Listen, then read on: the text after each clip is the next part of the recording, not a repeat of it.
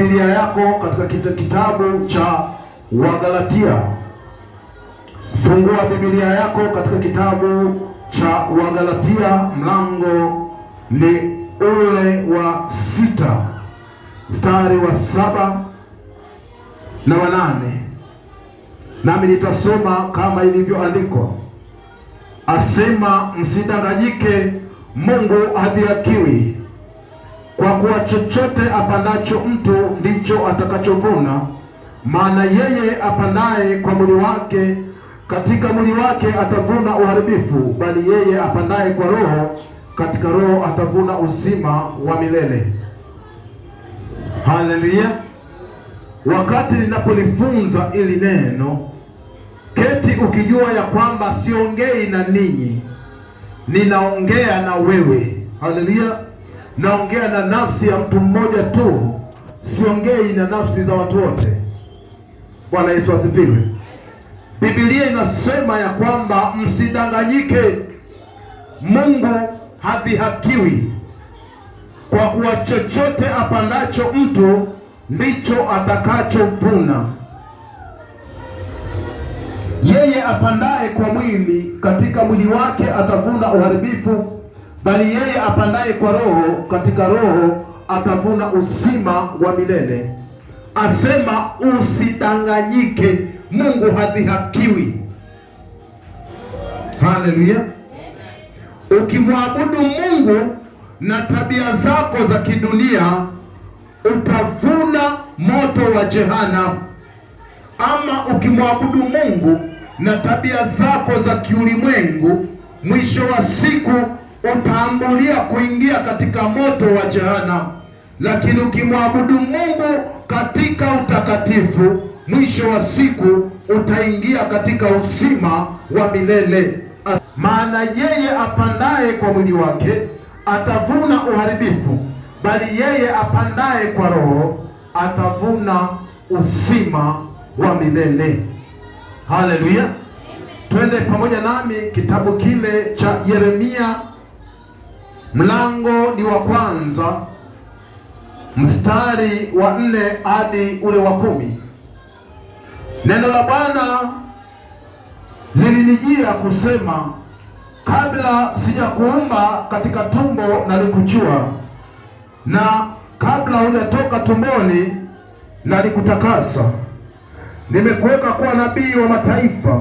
Ndipo niliposema, Bwana Mungu, tazama siwezi kusema, maana mimi ni mtoto. Na akaniambia, usiseme mimi ni mtoto, maana utakwenda kwa kila mtu nitakayekutuma kwake, nawe utasema kila neno nitakalo kuamuru. Usiogope kwa sababu ya hao, maana mimi nipo pamoja nawe nikuokoe, asema Bwana. Ndipo Bwana akaunyosha mkono wake akanigusa kinywa changu. Bwana akaniambia, tazama, nimetia maneno yangu kinywani mwako.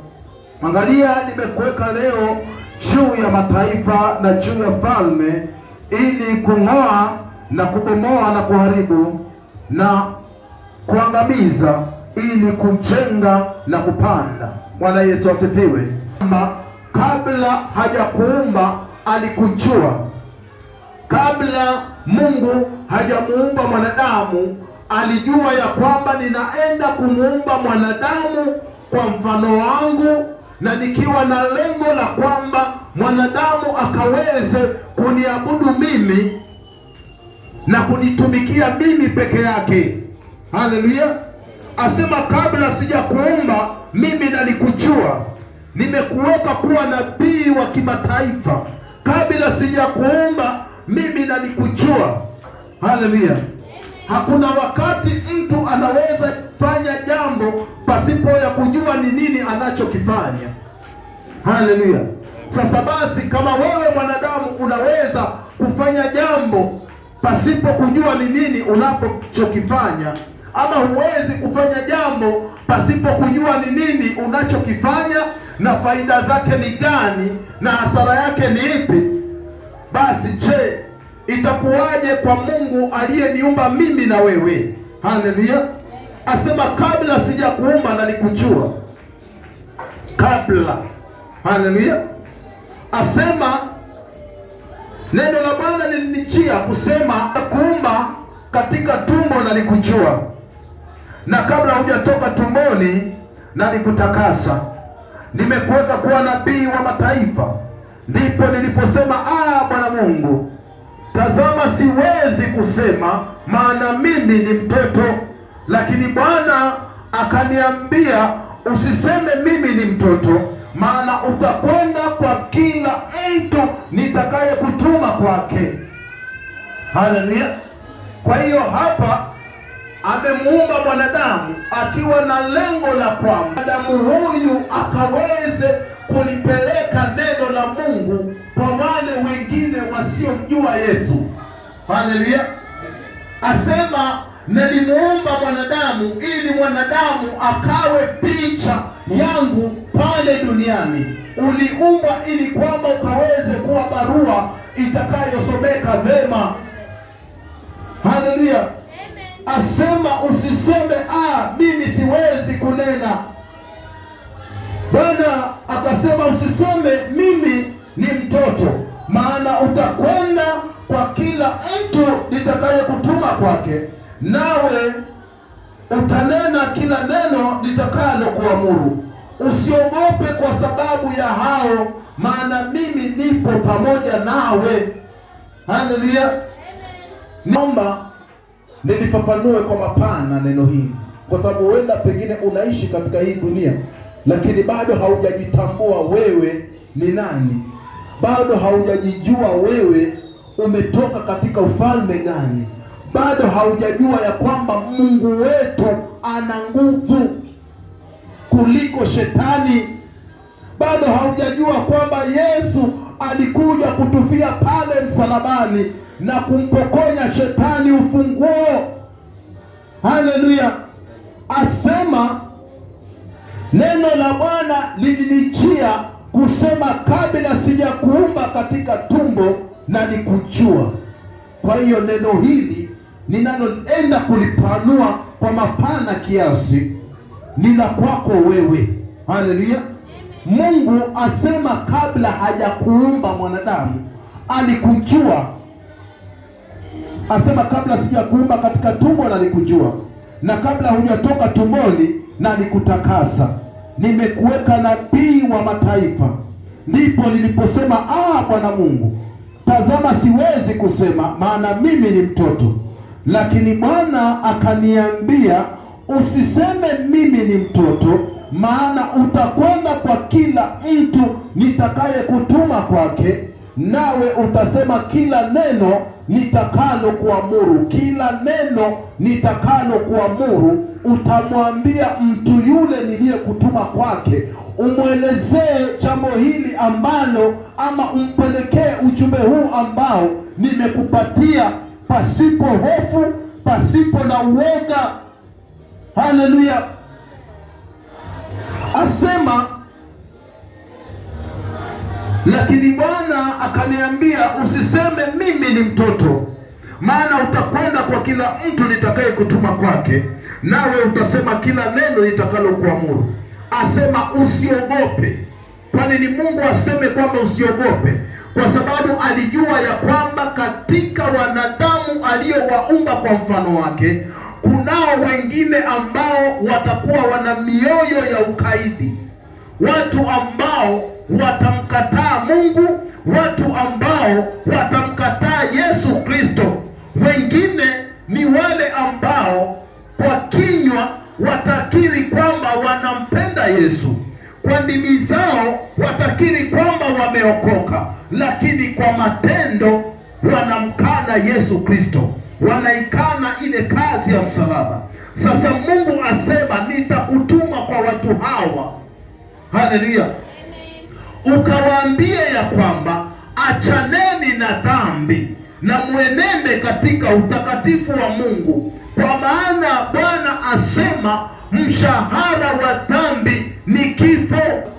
Asema lakini wakati utakapowapelekea ujumbe huo kwamba wakaweze kuachana na dhambi na kuenenda katika utakatifu, lazima watakuja juu, wataukataa ujumbe wa kweli wa Mungu, wataambatana na asili yao ya ibada zao za kidunia. Haleluya! Kwa hiyo wewe ninayekutuma asema usiogope kwa sababu ya hao, maana mimi nipo pamoja nawe nikuokoe, asema Bwana. Ndipo Bwana akaunyosha mkono wake akanigusa kinywa changu. Bwana akaniambia, tazama, nimetia maneno yangu kinywani mwako. Angalia, nimekuweka leo juu ya mataifa na juu ya falme, ili kung'oa na kubomoa na kuharibu na kuangamiza, ili kujenga na kupanda. Haleluya! Ili nimekuweka juu ya watu wote, nimekuweka juu ya falme za kiulimwengu, nimekuweka juu ya hawa watu. Lakini kwa nini Mungu akuweke juu ya falme hizi? Kwa sababu wewe amekuchagua, amekuita ukaweze kumtumikia yeye. Haleluya! Na wewe hauwezi kumtumikia Mungu pasipo utakatifu, na ndiyo maana akaweka katika Biblia kitabu kile cha Kutoka, akamwambia Musa, Musa, nimesikia kilio cha watu wangu Israeli kutoka Misri, nimesikia kilio cha watu wangu Israeli kutoka katika dhambi, nimesikia kilio cha watu wangu Israeli kutoka katika mateso. Haleluya! Nataka nikutume Musa kwenda kuwatoa watu wale kutoka katika dhambi wanazozitumikia na kuwaleta katika utakatifu. Lakini jambo la kwanza, Bwana akamwambia Musa, vua viatu miguuni mwako, kwa maana mahali unaposimama ni nchi takatifu. Haleluya! Kwa maana hiyo ni kwamba hauwezi kukaribia Mungu pamoja na dhambi. Hauwezi kuwa karibu na Mungu pamoja na dhambi. Hauwezi mtumikia Mungu pamoja na zinaa. Hauwezi kumtumikia Mungu pamoja na uongo. Haleluya! Akamwambia Musa, Musa, jitenge mbali na dhambi, kwa maana nataka nikutumie Musa kwenda kuwatoa wana wa Israeli kutoka katika ibada zao za kawaida, Mungu kikawaida. Wanaenda kanisani na kusema kwamba sisi tumeokoka, lakini dhambi ya zinaa hawataki kuacha, dhambi ya uongo hawataki kuacha, dhambi ya kujipiga punyeto hawataki kuacha. Kila aina ya uchafu wa dhambi unatawala maisha ya watu hawa, wasijue ya kwamba Mungu haambatanishwi na dhambi ya aina yeyote, wala hakuna mwanadamu awaye yote anayeweza kumtumikia Mungu na shetani. Haleluya! Kwa sababu Mungu kaweka mbele yetu kwamba njia ni mbili, aidha ukaweze kumtumikia Mungu katika roho na kweli, ama mtumikie shetani katika dhambi. Na ukishamtumikia shetani katika dhambi, Biblia hii inajirudilia, inakwambia endapo utamwabudu Mungu na dhambi, itakubidi wewe siku za mwisho ukaweze kuingia katika moto wa jehanamu, katika uzima wa milele. Haleluya! Endapo utamwabudu Mungu pamoja na dhambi, asema maombi ya mwenye haki, maombi ya mtakatifu ni manukato mbele za Bwana, na maombi ya mwenye dhambi ni machukizo mbele za Bwana. Maombi ya mwenye dhambi, ni nani aliye na dhambi? Ni mtu yule ambaye amekataa kuenenda katika utakatifu, anaenenda na kumwabudu Mungu katika dhambi zake. Haleluya! Asema, kabla sijakuumba katika tumbo nalikujua, na kabla hujatoka tumboni nalikutakasa, nimekuweka kuwa nabii wa mataifa. Ndipo niliposema, Bwana Mungu, tazama siwezi kusema maana mimi ni mtoto. Lakini Bwana akaniambia, usiseme mimi ni mtoto, maana utakwenda kwa kila mtu nitakayekutuma kwake, nawe utasema kila neno nitakalokuamuru. Usiogope kwa sababu ya hao, maana mimi nipo pamoja nawe nikuokoe, asema Bwana. Ndipo Bwana akaunyosha mkono wake akanigusa kinywa changu. Bwana akaniambia, tazama, nimetia maneno yangu kinywani mwako. Angalia, nimekuweka leo juu ya mataifa na juu ya falme, ili kung'oa na kubomoa na kuharibu na kuangamiza, ili kujenga na kupanda. Haleluya! Ndugu yangu pendwa, unayekiri jina la Yesu Kristo na kusema umeokoka, Bwana amekuita ili kwamba ukaweze kumtumikia. Lakini jambo moja tu, kwamba huwezi kumtumikia Mungu pamoja na dhambi. Yeye aliyekuita, yeye aliyeniita, asili yake ni utakatifu, na ndio maana akaiwekeza katika kile kitabu cha Mambo ya Walawi 11 mstari wa 44 na 45, akasema, iweni watakatifu kwa kuwa mimi Mungu wenu ni mtakatifu. Haleluya, amen. Naomba ufungue pamoja nami. Tumeona kitabu cha Yeremia, Bwana akisema kwamba kabla sijakuomba nalikujua, na nimekuweka katika hii dunia nikiwa na lengo ili kwamba ukaweze kunitumikia mimi. Haleluya. Ukienda katika kile kitabu cha Yoshua, nenda pamoja nami ama fungua pamoja nami kitabu cha Yoshua, mstari ni wa 6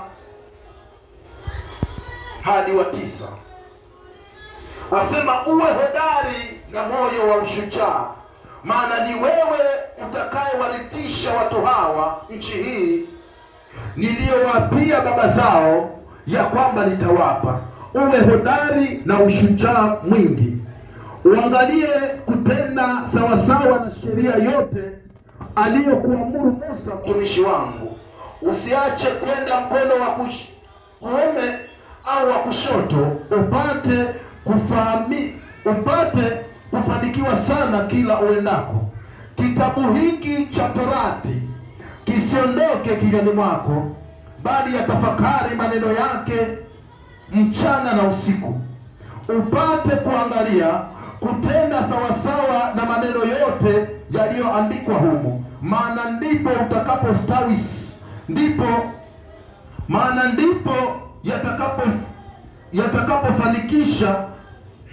utakapofanikisha njia yako, kisha ndipo utakapostawi sana. Je, si mimi niliyekuamuru uwe hodari na moyo wa ushujaa? Usiogope wala usifadhaike, kwa kuwa Bwana Mungu wako yu pamoja nawe kila uendako. Haleluya. Mungu amekupatia uwezo mkubwa, lakini jambo la kushangaza ni kwamba bado unachanganya, unataka kumwabudu Mungu na hasira. Na yeye anasema, iweni na hasira, lakini jua lisichwe kabla hasira yenu haijawatoka. Kumwabudu Mungu pamoja na uongo, ndiyo maana unakuta kwamba wokovu wa wengi umepigwa na vuguvugu. Na yeye anasemaje katika kile kitabu cha mwisho? Haleluya. Asema ya kwamba endapo wewe ni vuguvugu, basi nitakutapika utoke katika kinywa changu. Haleluya. Asema, kabla sijakuumba nalikujua, nimekuweka kuwa nabii wa kimataifa, ukaweze kunitumikia, kueneza injili katika pembe zote za ulimwengu. Popote utakapokinyaga, Bwana asema niko pamoja na wewe. Haleluya.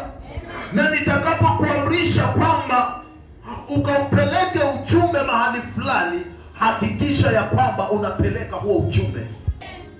Asema Lakini kwa kadri utakapokuwa unaishi katika hii dunia na kumcha Mungu katika roho na kweli na kujitenga mbali na dhambi, jambo la kwanza asema uwe hodari na moyo wa ushujaa.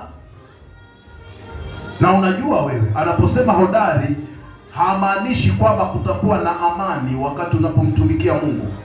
Hamaanishi kwamba kutakuwa na amani wakati unapoifanya kazi yake yeye aliyekuita. Haleluya!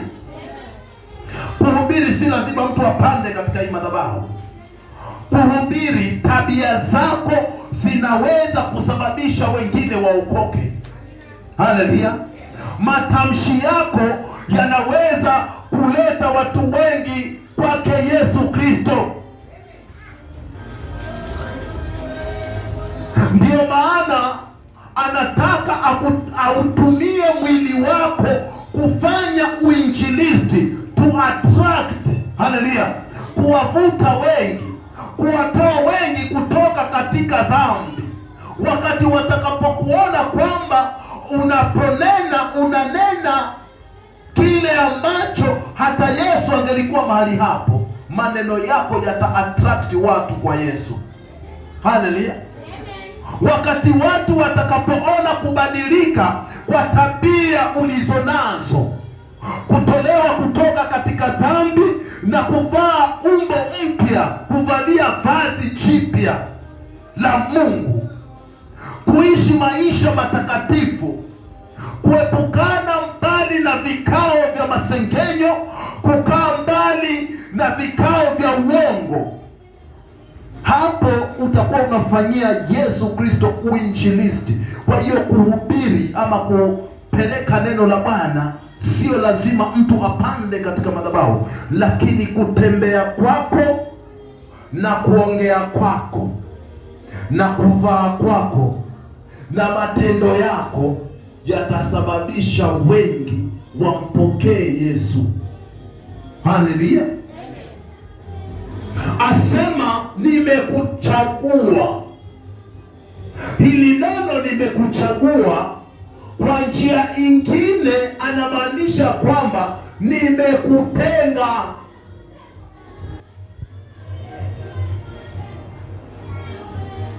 Nimekutenga wewe mwanadamu, wewe uliyeokoka, unayesema ya kwamba ninaipenda kazi ya msalaba.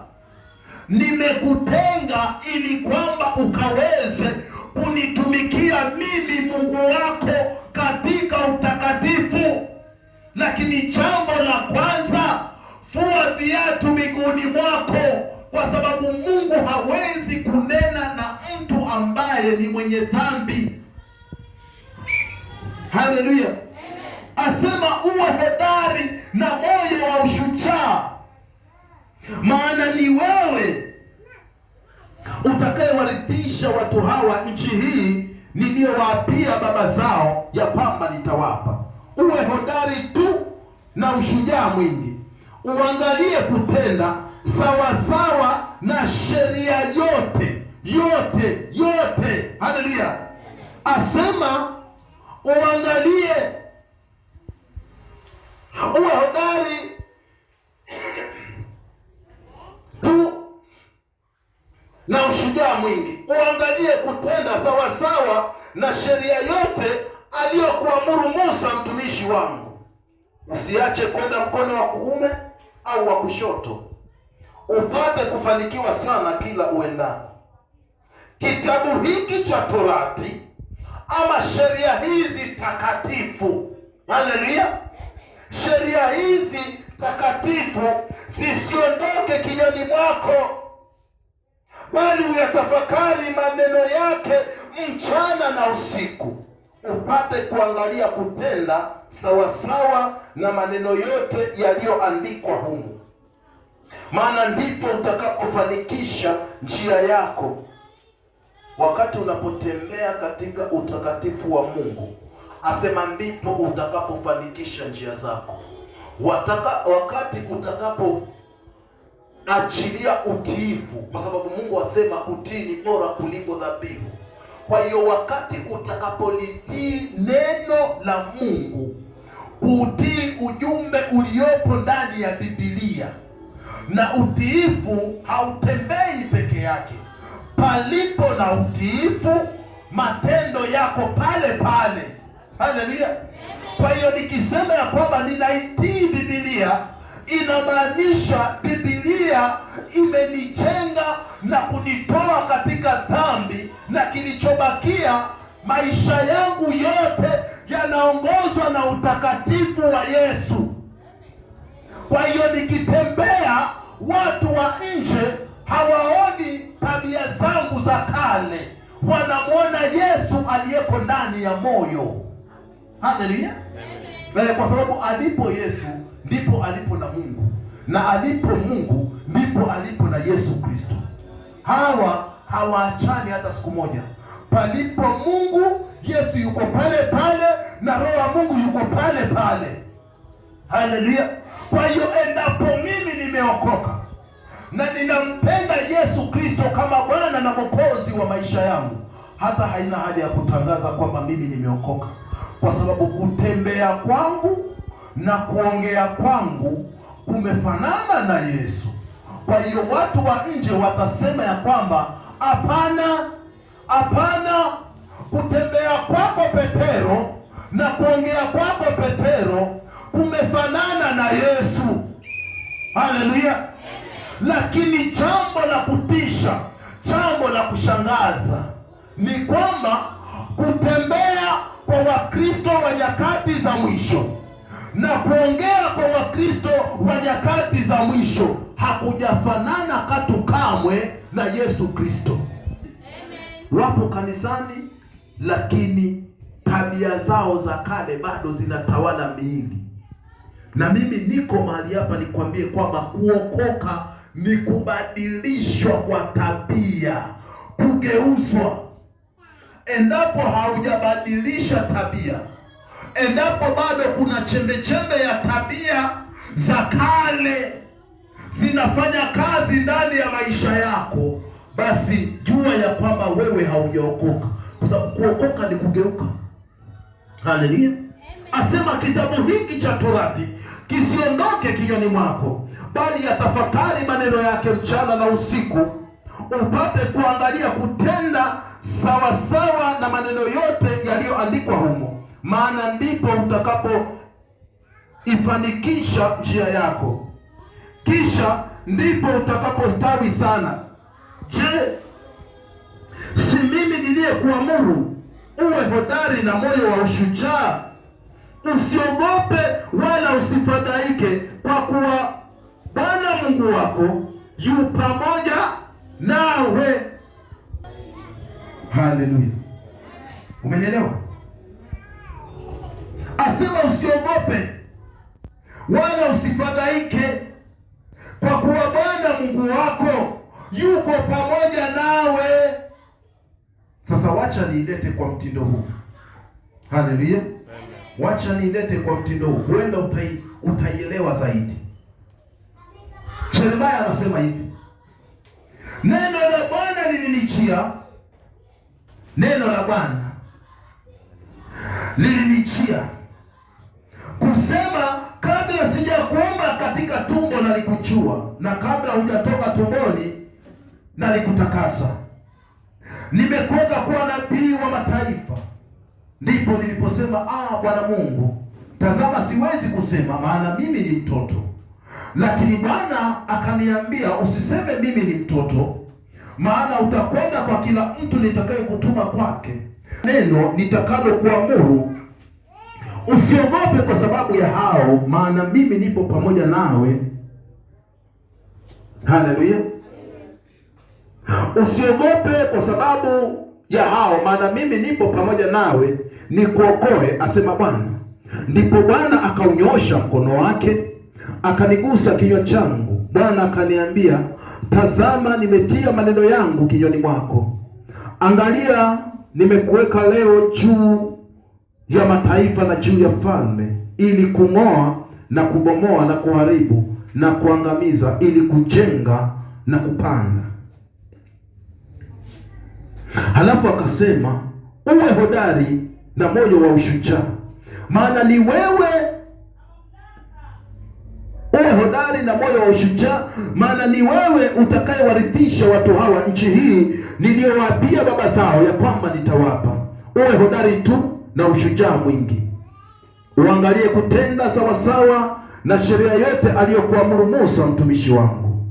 Usiache kwenda mkono wa kuume au wa kushoto, upate kufanikiwa sana kila uendako. Kitabu hiki cha Torati kisiondoke kinywani mwako, bali yatafakari maneno yake mchana na usiku, upate kuangalia kutenda sawasawa na mfano wake, sawasawa na maneno yote yaliyoandikwa humo, maana ndipo utakapoifanikisha njia yako, kisha ndipo utakapostawi sana. Je, si mimi niliyekuamuru uwe hodari na moyo wa ushujaa? Usiogope wala usifadhaike, kwa kuwa Bwana Mungu wako yu pamoja nawe kila uendako. Asema fear not. Haleluya! Usiogope chochote, kwa maana ni mimi Mungu wako niliyekuchagua.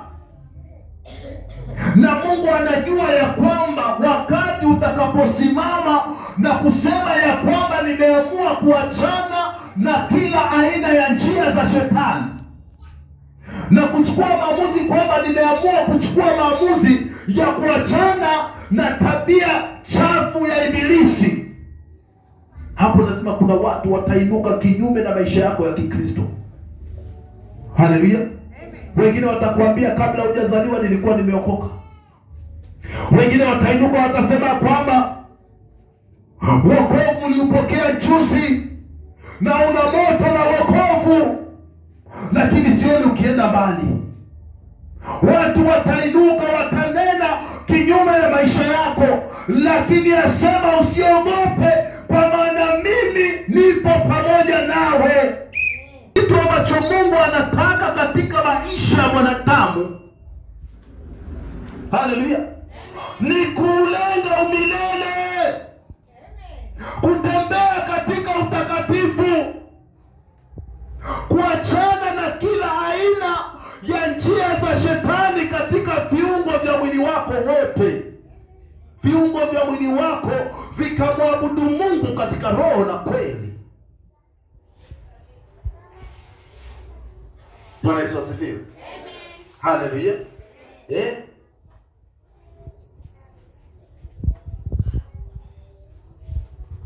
Mungu alikuumba kwa mfano wake. Viungo vya mwili wako vinapaswa vikamwabudu Mungu katika roho na kweli.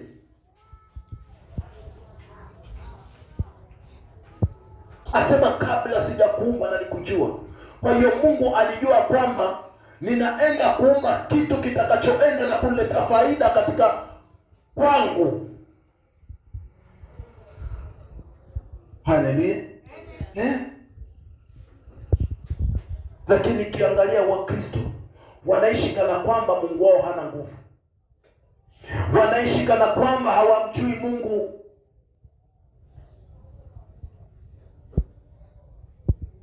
Katika madhabahu zao ninaona neno lililoandikwa pale kwa herufi kubwa, kwa Mungu tusiyemjua. Wakati Yesu Kristo alikuja akatufia pale msalabani na kaibeba dhambi ya kila mwanadamu. Haleluya. Twende pamoja nami kitabu cha Kutoka. Fungua pamoja nami kitabu cha Kutoka, mlango wa 34 mstari wa 12 hadi 17. Asema ujihadhari nafsi yako, usije ukafanya agano na wenyeji wa nchi ile unayoiendea, lisiwe mtego katikati yako, bali utabomoa madhabahu zao na kuvunja nguzo zao na kuyakatakata maashera yao.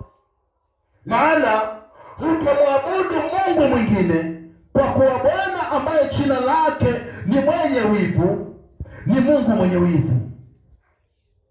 Usije ukafanya agano na wenyeji wa nchi. Watu wakaenda kufanya uzinzi na miungu yao na kuitolea sadaka miungu yao. Mtu mmoja akakuita ukaila sadaka yake, ukawaoza wana wako binti zao, nao binti zao wakaenda kufanya uzinzi na miungu yao, wakawavuta wana wenu wafanye uzinzi na miungu yao. Usijifanyizie miungu ya kuyeyusha. Asema kabla sijakuumba nalikujua, na nimekuweka kuwa nabii wa kimataifa, ili ukaweze kuharibu njia za shetani na kujenga upya ufalme wa Mungu.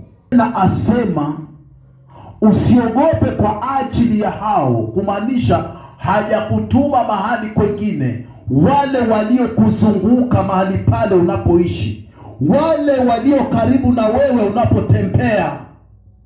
Haleluya! Asema ujihadhari nafsi yako. Jihadhari, kwa sababu hawa watu ni watu wenye mioyo migumu, hawampendi Mungu. Ni watu wanaoishi maisha ya kuongozwa na dhehebu. Baba yangu aliomba hapa, mama yangu alifia hapa, na mimi siwezi kuliacha hili dhehebu nikaenda kwa dhehebu lingine. Wasijue ya kwamba Yesu haji kulichukua dhehebu, yuaja kulichukua kanisa. Na kanisa siyo jengo, kanisa ni moyo wa mwanadamu. Haleluya! Leo akutoe katika wokovu wa kiroho. Inawezekanaje mumeo akutia udhaifu wa kiroho? Haleluya! Unajua, ni mume wangu, wakati nilipoketi na yeye akaniambia hiki na hiki kikanivunja moyo. Unajua ni mke wangu, wakati nilipokuwa tunaongea akafanya hiki na hiki akanitia udhaifu. Rudi katika Biblia. Haleluya! Wakati wa Adamu na Hawa walipotenda dhambi, Mungu alikuwa na desturi ya kushuka. Na kila wakati Mungu aliposhuka kukutana na Adamu, aliposhuka alikutana na Adamu immediately. Haleluya! Lakini wakati Adamu na Hawa walipotenda dhambi, Mungu aliposhuka hakumuona Adamu. Alikuwa ameenda kujificha. Bwana akaitana Adamu, Adamu. Adamu akasema, naam Bwana. Uko wapi? Niko hapa, nimejificha. Kwa nini ujifiche? Je, lile tunda nilokuambia usilitumie umelitumia? Akasema, si huyu mwanamke ulionipatia ndo amenisababisha mimi kutenda dhambi. Walipotoka mbele za Bwana, alitokelezea nyoka, Adamu na Hawa. Na Bwana akasema ya kwamba kuanzia leo hii nyoka utatembea kwa kifua na utakula mavumbi, na utakapouona uzao wa mwanamke utauponda kisigino, na wao watakapokuona watakuponda kichwa. Alipofika kwa Hawa akamwambia, utazaa kwa uchungu, na tamaa yako yote itakuwa kwa mumeo, naye mumeo atakutawala. Achana na hao watu ambao wanasema tumeokoka, tunampenda Yesu, kesho wako barabarani na kusema tunataka haki yetu. Achana nao. Haleluya! Na alipofika kwa Adamu ambaye alishirikishwa dhambi, akamwambia Adamu, sikia, ardhi imelaaniwa kwa ajili yako. Utailima ardhi ili ukaweze kupata chakula cha kulisha mkeo na watoto wako. Hakuna aliyepona pale. Aliyeshiriki dhambi, aliyekubali kushirikishwa dhambi, wote walipokea laana. Tetea siku za mwisho, sheria ipo. Ukitaka uepukane na moto wa jehanamu, asema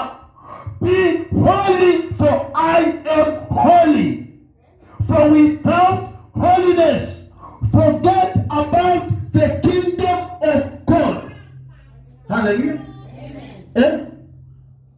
Pasipo kutegemea pasta, pasipo kutegemea nabii, pasipo kutegemea mzee wa kanisa, pasipo kutegemea mwinjilisti, asema yeyote amtegemee mwanadamu amelaaniwa. Injili ni ya kwako, sheria ni za kwako. Ni wewe uchukue maamuzi ya kufuata sheria ili ukapone siku za mwisho. Ukimtegemea mtumishi wa Mungu, siku mtumishi wa Mungu atakapokufa, na wewe utakufa kiroho.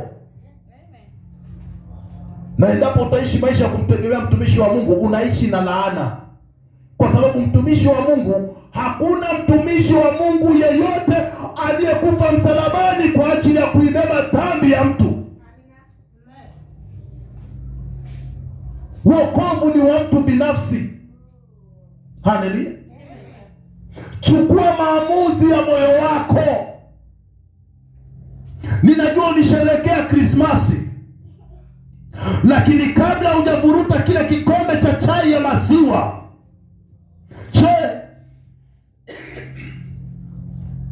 ulijiuliza, kabla sijakunywa hii chai ya maziwa, ni nini ninachokisherehekea tarehe hii 25 mwezi wa 12? Na ninaposherehekea Krismasi hii, uhusiano wangu na yeye aliyesababisha Krismasi umeimarika? Haleluya.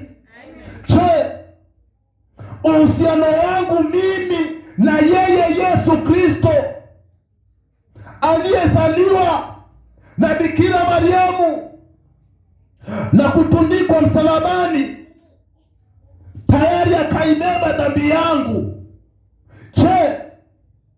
birthday hii ilisababisha nini katika maisha yangu? Ili nigeuza ama nikula kwa sababu wengine wanasherekea? Hata walevi wanasherekea, makahaba wakasherekea, waizi wakasherekea, wachawi wakasherekea. Lakini jiulize, wakati unaposherekea na kusema ninampenda Yesu, unafanya kile Yesu alichokifia msalabani? Akaibeba dhambi katika maisha ya mwanadamu. Haleluya. Kitabu cha Kutoka asema, ujihadhari nafsi yako usije ukafanya agano na majirani zako. Haleluya. Kwa sababu Yesu alikuja kutofautisha watu wake. Waliookoka wajulikane kwa kubadilika kwa tabia walizo nazo. Kiungo ama viungo vya Mkristo vimtumikie Yesu katika utakatifu. Haleluya. Ndio maana anasema, nalikuja duniani kuwatofautisha watu wangu. Walio wa kwangu wajulikane kwa utakatifu walio nao, na walio wa shetani wajulikane kwa dhambi walizo nazo. Lakini jambo la kushangaza, wengi wapo wanamtumikia shetani na bado wamegandamana kanisani. Kwa kinywa wanasema tumeokoka, tunampenda Yesu, lakini matendo yao ni machafu. Asema ujihadhari nafsi yako. Jihadhari usije ukafanya agano na wenyeji wa nchi ile unayoiendea.